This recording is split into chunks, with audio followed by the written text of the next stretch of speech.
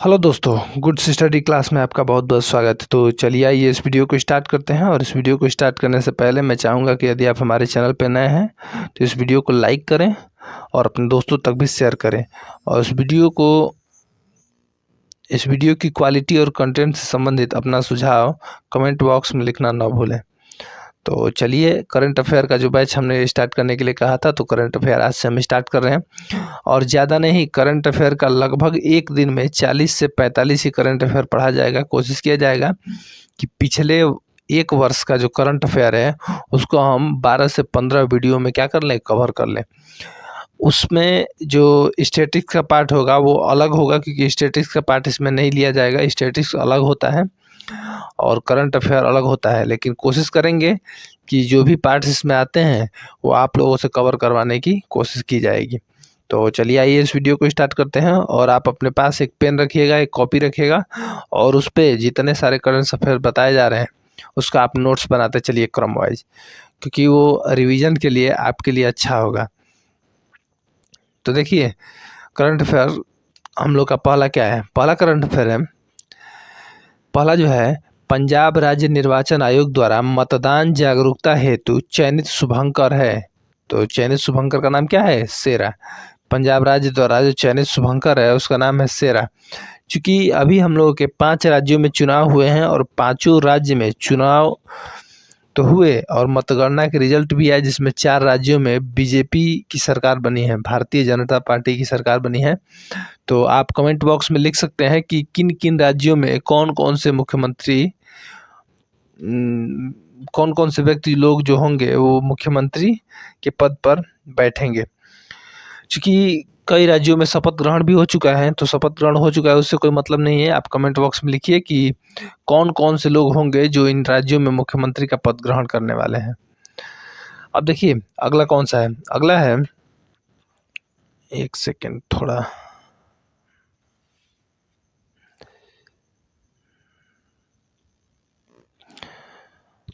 तो comment box में आप अपना जो ओपिनियन है वो लिख सकते हैं। अब देखिए दूसरा जो करंट अफेयर है वो क्या है। दूसरा करंट अफेयर है कि कोविड-19 जो है, कोविड-19 जो कोरोना वायरस था, वही कोविड-19 की बात करें। कोविड-19 टीकाकरण का 1 वर्ष पूर्ण होने पर वैक्सीन के नाम पर डाक टिकट जारी हुआ। और डाक टिकट किस वैक्सीन के नाम पे जारी हुआ, तो उस वैक्सीन का नाम है कोवैक्सीन। कोवैक्सीन के नाम पे भारत सरकार ने क्या किया था, डाक टिकट जारी किया था। तो आपको याद रखने की ज़रूरत है कि किस वैक्सीन के नाम पर डाक टिकट जारी हुआ। तो कौन सी वैक्सीन है, कोवैक्सीन है। तो इसको आप नोट्स में लिख लीजिए, क्योंकि ये मोस्ट इम्पोर्टेंट है। अगला देखते हैं, अगला कौन सा है।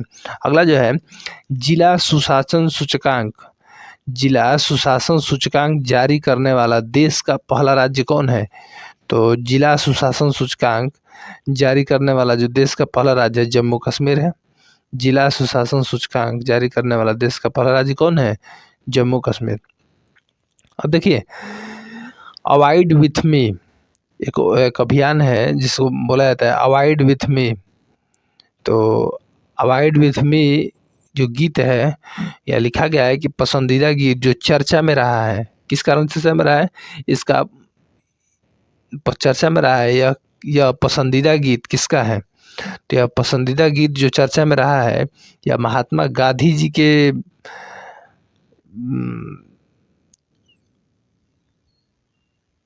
क्या है, महात्मा गांधी जी के पसंदीदा गीत है। और यह क्यों प्रसिद्ध है, क्योंकि यूनाइटेड किंगडम यानी कि ब्रिटेन के अंदर बीटिंग द ट्रीट समारोह में ये गीत क्या किया जाता है, गाया जाता है। यह गीत क्या किया जाता है, गाया जाता है।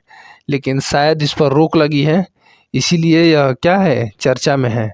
कौन गीत, avoid with me. Avoid with me जो गीत है वो क्या है, चर्चा में है। तो जिस प्रकार से लिखा गया है आप भी इसका नोट्स उसी प्रकार से बना सकते हैं। अगला देखिए, अगला क्या है, भ्रष्टाचार सूचकांक में भारत का स्थान क्या है। क्योंकि मोस्ट है, भ्रष्टाचार सूचकांक में भारत का स्थान क्या है। तो देखिए, भ्रष्टाचार सूचकांक में भारत का स्थान है 85वां स्थान। और यह किसके साथ शेयर किया गया है, यह शेयर किया गया है मलेशिया देश जो है, मलेशिया के साथ शेयर किया गया है। आप कमेंट बॉक्स में मलेशिया की राजधानी जो है उसको भी पिन कर सकते हैं, क्योंकि वहाँ से पॉम ऑयल वगैरह निर्यात किया जाता है हमारे यहाँ। तो मलेशिया भी हमारे लिए अत्यंत इम्पोर्टेंट है। तो मलेशिया की राजधानी भी कमेंट बॉक्स में शेयर करिए।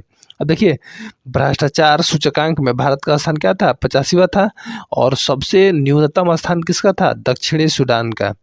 सबसे न्यूनतम स्थान किसका था? दक्षिणी सूडान का। अब देखिए, अगला दिया है कि बाल विवाह निषेध अधिनियम। बाल विवाह निषेध अधिनियम विधेयक जो है, विधेयक हेतु गठित समिति की एकमात्र महिला प्रतिनिधि, यानी कि बाल विवाह निषेध अधिनियम जो बनाया गया है उसके लिए जो गठित कमेटी का गठन किया गया है उसमें एकमात्र महिला है।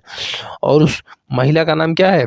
स्मिता देवे। उस महिला का नाम क्या है? स्मिता देवे है। एकमात्र महिला सदस्य जो हैं बाल विवाह निषेध अधिनियम कमेटी की, जो एकमात्र महिला सदस्य हैं उनका नाम है स्मिता देवे। अब देखिए, 100 विद्या ज्योति, यानी कि 100 विद्या ज्योति स्कूल परियोजना से संबंधित राज्य, 100 यानी कि 100 विद्या ज्योति स्कूल परियोजना से संबंधित जो राज्य है उस राज्य का नाम क्या है? त्रिपुरा। वो राज्य कौन सा है? त्रिपुरा राज्य है, जो 100 विद्या ज्योति योजना से क्या है? संबंधित है। अब देखते हैं, आद्री बद्रीबाद या कहाँ स्थित है? आद्री बद्रीबाद जो है, इसके लिए हिमाचल एवं हरियाणा में एक समझौता हुआ है। हिमाचल प्रदेश एवं हरियाणा राज्य में क्या हुआ है? एक समझौता हुआ है। और यह किस नदी पर है? तो आद्री बद्रीबाद जो है सरस्वती नदी पर है। और सरस्वती नदी चूँकि अभी विलुप्त हो चुकी है, सरस्वती नदी को भी जीवित करने की बातें हो रही है कि सरस्वती नदी को किसी परियोजना के तहत फिर से पुनरुद्धार इसका हो, तो वो भी ठीक ही है। अगला देखते हैं, अगला क्या है? पराक्रम दिवस। पराक्रम दिवस मोस्ट इम्पोर्टेंट है। पराक्रम दिवस कब मनाया जाता है? पराक्रम दिवस 23 जनवरी को मनाया जाता है। और 23 जनवरी को सुभाष चंद्र बोस, पराक्रम दिवस सुभाष चंद्र बोस के जन्मदिन पर मनाया जाता है। 73वें गणतंत्र दिवस की जयंती पर, 73वें गणतंत्र दिवस की जयंती पर, सुभाष चंद्र बोस की जयंती पर क्या किया गया था? इसे मनाया गया था, पराक्रम दिवस। अब देखिए, 5 राज्यों, कौन कौन से राज्य हैं? 5 राज्यों, पंजाब, उत्तर प्रदेश, उत्तराखंड, गोवा, मणिपुर। मणिपुर के बाद कौन कौन? पंजाब, उत्तर प्रदेश, उत्तराखंड, गोवा, मणिपुर में मतगणना की तिथि निर्धारित है। 10 मार्च को मतगणना की जाएगी। और 10 मार्च को मतगणना हुई भी, जिसमें 4 राज्यों में बीजेपी की सरकार बनी है, 1 राज्य में आम आदमी पार्टी की सरकार बनी है और कांग्रेस की जमानत जब्त हो गई है। क्योंकि कांग्रेस की जमानत जब्त होने का मतलब नहीं है, कुछ बातें हैं जिसको लेके जनता भी डिसीजन नहीं कर पा रही है कि क्या गलत है क्या सही है। तो बस हमें अपने अपने नज़रिए से, दृष्टिकोण से सोचने की समझने की ज़रूरत है, न कि किसी दूसरे के बहकावे में आए। अन्यथा हम कोई भी गलत कदम उठाने में परहेज नहीं करेंगे। कोई भी हो, कोई भी व्यक्ति हो, यदि वह अपना ओपिनियन सही से नहीं ले पाता है तो गलत कदम उठाने में कोई देर नहीं करेगा। तो आप सही ओपिनियन लीजिए और जो है ओपिनियन के साथ अपना मतदान सुनिश्चित करें। कभी भी मतदान हो। हमारे यहाँ तो मतदान हो ही गया, 10 तारीख को रिजल्ट भी आ गया। हमारे यहाँ जो माननीय आदित्यनाथ जोगी जी हैं, उन्होंने शपथ ग्रहण लिया है। तो देखते हैं अगला जो करंट अफेयर है वो क्या है। अगला जो है वीर बाल दिवस। वीर बाल दिवस जो है प्रतिवर्ष मनाया जाएगा। वीर बाल दिवस प्रतिवर्ष क्या किया जाएगा? मनाया जाएगा। और ये कब मनाया जाएगा? यह मनाया जाएगा 26 दिसंबर को। यह हमेशा कब मनाया जाएगा? 26 दिसंबर को मनाया जाएगा। और क्यों मनाया जाएगा? गुरु गोविंद सिंह के पुत्र की याद में। गुरु गोविंद सिंह के पुत्र जो हैं उनकी याद में क्या मनाया जाएगा? वीर बाल दिवस जो है वो मनाया जाएगा। अब देखिए, इंडिया गेट पर हाल ही में किस महापुरुष की होलोग्राम प्रतिमा का अनावरण किया गया है? इंडिया गेट पर किस महापुरुष के होलोग्राम प्रतिमा का क्या किया गया है? अनावरण किया गया है।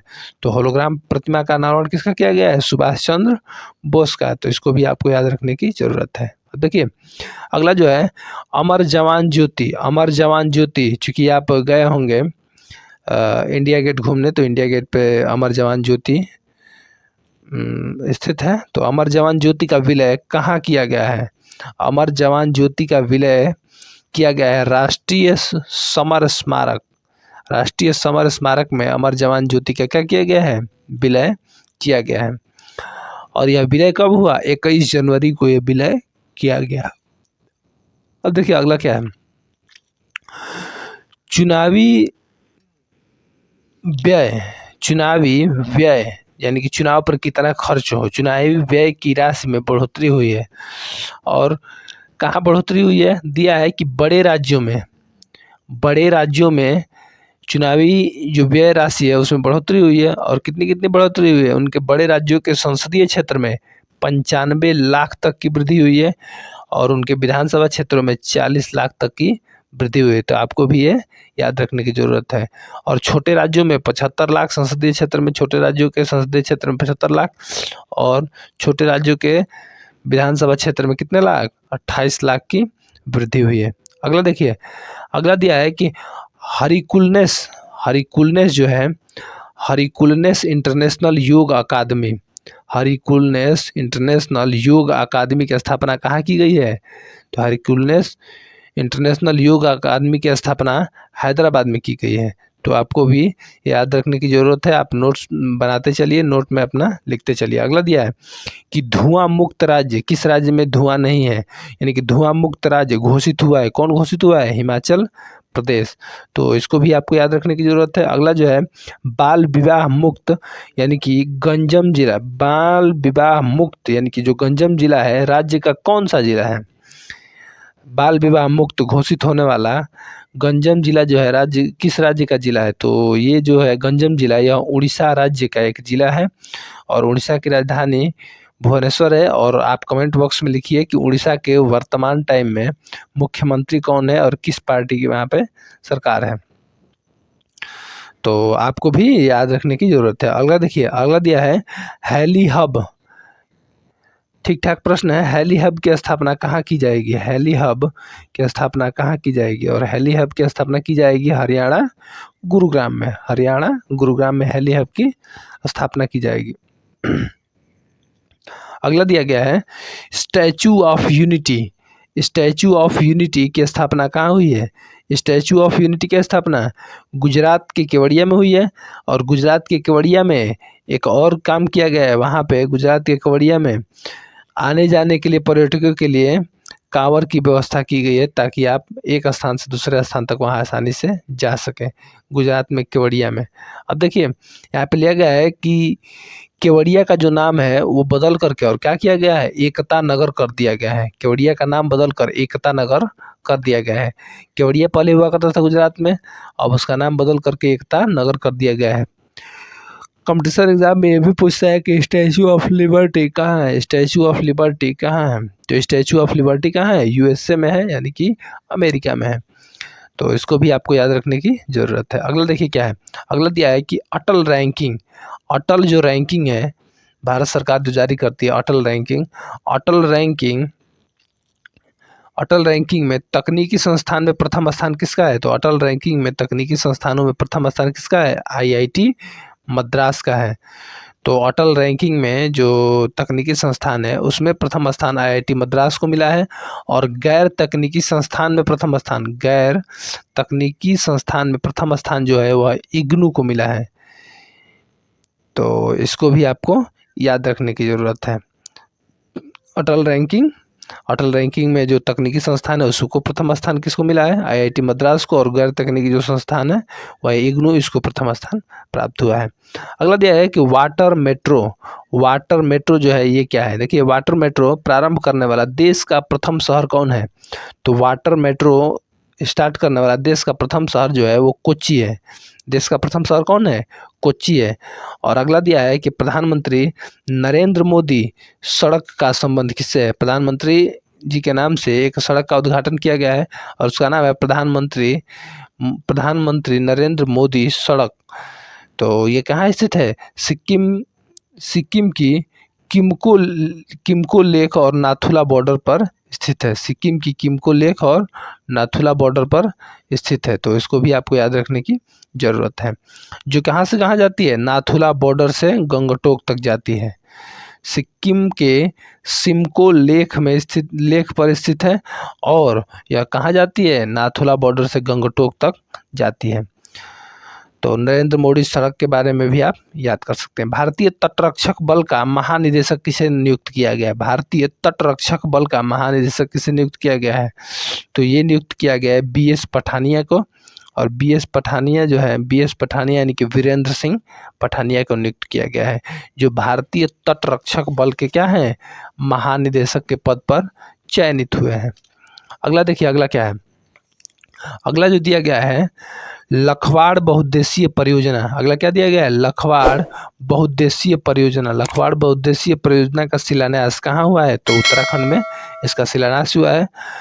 जो लखवाड़ बहुउद्देशीय परियोजना है, यह इतनी चर्चा में इसलिए है क्योंकि इसका प्रस्ताव 1976 में ही रखा गया था, लेकिन इसका शिलान्यास अभी 2021 में नरेंद्र मोदी जी की अध्यक्षता में हुआ है। अब देखिए, हाल ही में संकल्प स्मारक, एक स्मारक है जिसका नाम है संकल्प स्मारक। हाल ही में संकल्प स्मारक को स्थापित किया गया, और यह संकल्प स्मारक कहाँ स्थापित किया गया है? अंडमान निकोबार द्वीप समूह में। और किसकी याद में स्थापित किया गया है? सुभाष चंद्र बोस की याद में यह संकल्प स्मारक स्थापित किया गया है। अगला दिया है कि सरकारी सहायता प्राप्त विश्वविद्यालयों की रैंकिंग में प्रथम स्थान किसको प्राप्त हुआ है? तो सरकारी सहायता प्राप्त विश्वविद्यालयों की रैंकिंग में प्रथम स्थान मिला है पंजाब विश्वविद्यालय को। पंजाब विश्वविद्यालय को सरकारी सहायता प्राप्त विश्वविद्यालय की रैंकिंग में क्या मिला है? प्रथम स्थान प्राप्त हुआ है। अगला दिया है कि कानपुर मेट्रो रेल परियोजना का संबंध किस राज्य से है? तो कानपुर हमारे उत्तर प्रदेश में है, तो इसका संबंध कहाँ से है? उत्तर प्रदेश से। राष्ट्रीय खाद्य तेल ऑयल पॉम मिशन, यानी कि राष्ट्रीय खाद्य तेल ऑयल पॉम मिशन व्यापार शिखर सम्मेलन का आयोजन कहाँ हुआ है? तो ये पॉम मिशन व्यापार शिखर सम्मेलन का आयोजन कहाँ हुआ है? हैदराबाद में हुआ है।